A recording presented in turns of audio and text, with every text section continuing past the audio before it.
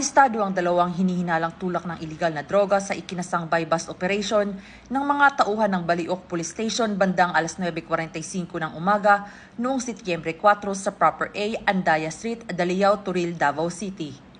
Kinilala ang mga sospek sa alias Nakusa, 40 anyos, residente ng masabing lugar, at alias Marian, 47 anyos at residente ng Kalipaan, Daliao, Turil, Davao City. Ang operasyon na isinagawa sa ilalim ng koordinasyon sa Philippine Drug Enforcement Agency. Umabot naman sa kabuuang 12.46 grams ang nakumpiskang droga na tinatayang nagkakahalaga ng 84,728 pesos.